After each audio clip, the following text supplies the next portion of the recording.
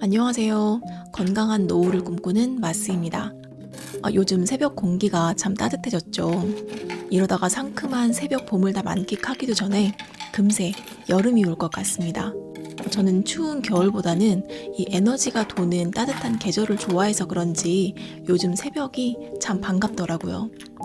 예전에 어느 책을 읽다가 이런 구절을 발견했답니다. 우리의 삶을 변화시키는 것은 단순한 루틴의 반복에서 시작된다.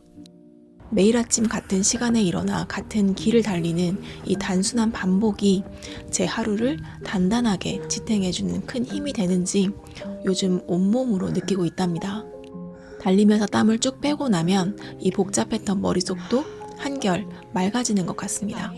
저를 처음 보시는 분들을 위해 아주 짧게 소개하자면 저는 올해 47이고요. 20년째 한 회사를 다니고 있는 일하는 엄마입니다. 24평 작은 아파트에서 남편, 아들, 딸, 그리고 반려묘 레이와 함께 복잡거리며 살고 있죠. 바쁜 직장 생활과 육아 속에서도 잊지 않고 제 영상을 찾아와 주시고 따뜻하게 지켜봐 주시는 구독자분들께 늘 감사한 마음입니다. 오늘은 제가 이 11년째 이어오고 있는 이 미니멀 라이프에 대한 속마음을 솔직하게 나눠볼까 합니다. 아파트에서 단독주택으로 이사를 결심하면서 이 미니멀 라이프에 눈을 뜨게 되었는데요. 처음에 시작할 때도 이 대단한 철학이 있어서 한 건 아니었답니다. 그저 쓸데없이 많은 물건에 둘러싸여 사는 게 너무 답답했어요. 직장에 치이고 퇴근하면 온전히 쉬어야 할 집인데 오히려 집 안을 꽉 채운 물건들 때문에 집에 오면 마음이 더 답답해지더라고요. 주말마다 그 많은 물건을 청소하는 것도 일이 되어 버렸답니다. 돌이켜보니 그 물건들은 대부분 남의 눈을 의식해서 산 것들이었어요. 구색을 맞추려 샀던 비싼 혼수 그릇이나 유행 따라 충동 구매한 가전제품들, 몇 번 입지도 않고 옷장만 차지하는 옷들, 내게 진짜 필요한 게 아니라 남에게 보여주고 싶은 허상을 돈을 주고 샀던 것 같아요. 주택으로 이사를 가면서 정리의 여왕이 되어 보려고도 했습니다. 하지만 아이가 있는 집에서 물건의 절대적인 양이 줄지 않으면 금세 다시 어질러지더라고요. 그때 깨달았습니다. 이 진정한 정리는 예쁜 통에 차곡차곡 숨기는 게 아니라 내 삶에 불필요한 것들을 과감히 비워내는 거라는 걸 말이죠. 그렇게 안 쓰는 물건들을 밖으로 덜어내기 시작하면서 저의 진짜 미니멀 라이프가 시작이 되더라고요.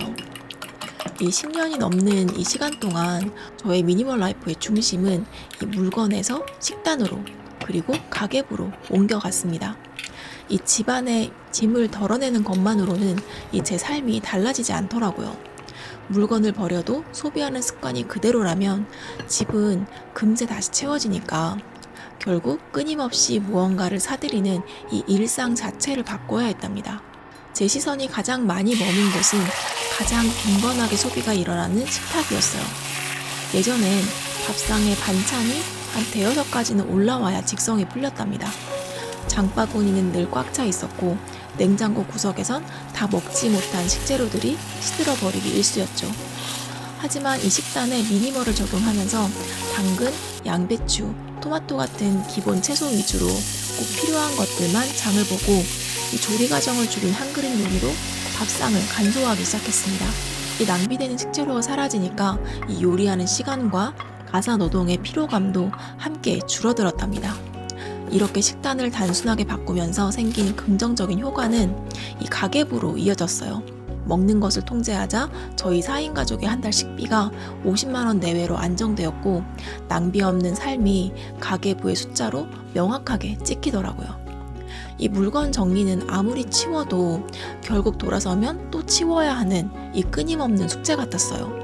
하지만 이 식단과 가계부를 단순하게 유지하는 습관으로 매일 절약한 돈은 이 복리처럼 불어나는 성과를 보여주더라고요. 비로소 저의 미니멀 라이프가 막연한 정리를 넘어 제 미래를 위한 자산으로 연결되기 시작한 겁니다. 이 간결한 생활은 제 인생에 전반적인 변화를 가져왔습니다. 가장 직관적인 변화는 당연히 돈입니다.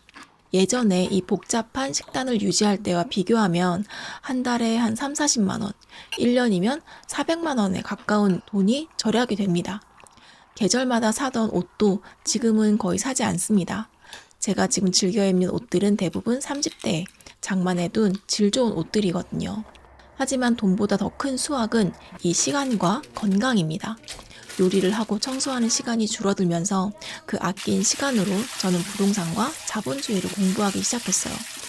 또한 가공식품과 배달음식 대신 매일 아침 직접 만든 항염증 채소 주스와 원재료 위주의 식사를 하니까 몸이 날아갈 듯 가벼워졌죠. 그리고 제 삶을 가장 지치게 했던 인간관계에도 이 미니멀리즘을 적용했답니다. 40대가 되니 주변의 비교 범위가 훌쩍 넓어지더라고요. 누가 더 넓은 평수의 아파트로 갔는지, 어떤 차를 타는지, 아이 학원은 어디를 보내는지가 늘 대화의 도마 위에 오르죠. 잘된 사람을 시기하고 스스로를 깎아내리는 모임이나 다녀오면 에너지가 쏙 빠지는 관계는 과감히 정리했습니다.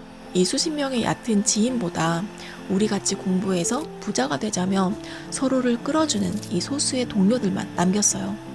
이 관계를 억지로 만들려고 하지 않으니까 마음이 한결 자유로워지더라고요. 가끔 이렇게 비어낸 일상 속에서 제가 느끼는 감정들을 가만히 들여다보곤 합니다.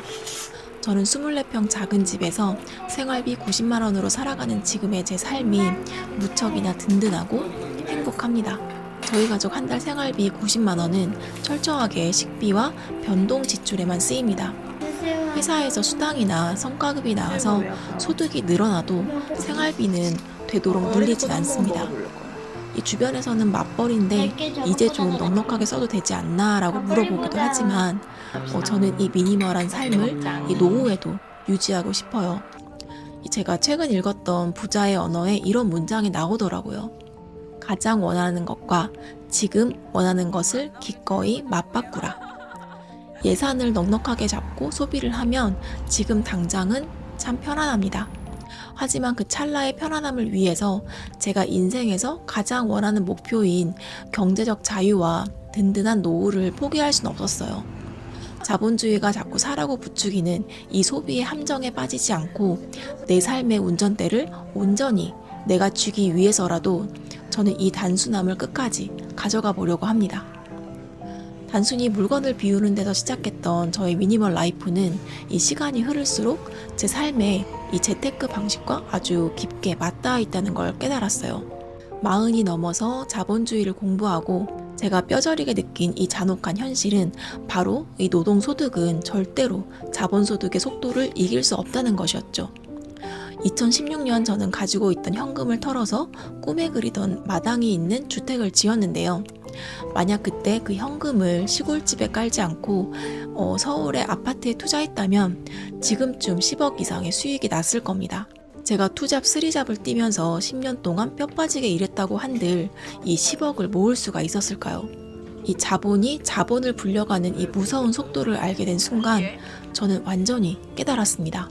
제가 이 10년 넘게 해온 미니멀 라이프는 단순한 취향이 아니라 가진 게 별로 없는 사람도 자본주의 사회에서 이 자본을 쌓아가는 가장 강력한 생존 전략이었다는 걸 알게 되었죠.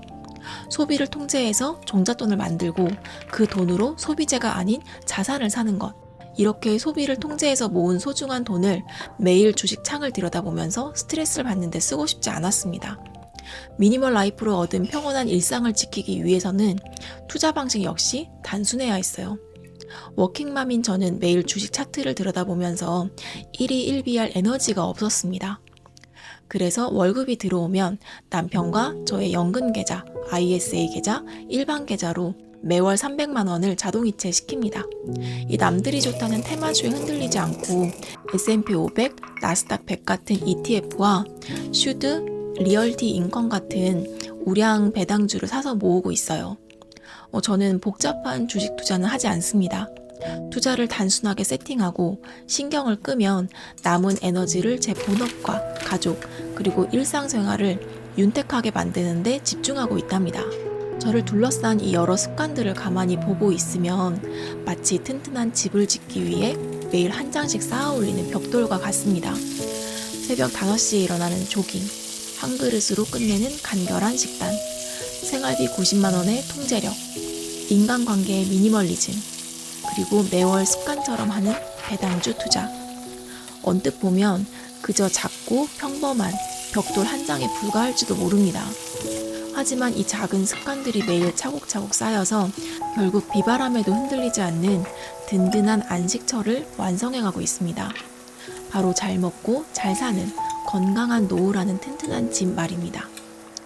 저는 통장에 돈만 많은 노인이 되고 싶진 않더라고요. 자산이 아무리 많아도 몸이 아프면 모든 게 무용지물이니까 젊어서는 불필요한 소비를 덜어내고 자산을 모으고 건강한 식단과 운동으로 내 몸을 단련하는 것, 이런 것들이 반드시 함께 가야 90세가 되어도 꼿꼿하게 걸어다니며 손주들에게 용돈을 척척 쥐어주고 자녀들에게 짐이 되지 않는 이 멋진 할머니가 될 수 있다고 생각을 합니다. 우리가 이 자본주의라는 거대한 바다에서 살아남기 위해서 완벽할 필요는 없어요. 그저 오늘 저녁 배달앱을 켜는 대신 냉장고 속 자투리 채소로 소박한 밥상을 차려보는 것. 그 작은 시작 하나가 여러분의 인생을 바꾸고 남들과 비교하지 않는 단단한 미래를 만들어줄 겁니다. 다가오는 계절에는 또 어떤 감정들을 마주하게 될지 모르지만 어제보다 단단해진 저만의 속도로 꾸준히 걸어가 보겠습니다. 여러분의 단순하고도 풍요로운 투자 여정을 언제나 응원합니다. 오늘도 저의 긴 이야기를 들어주셔서 감사합니다. 늘 건강하시길 바래요. 이상 마스였습니다. 그럼 안녕.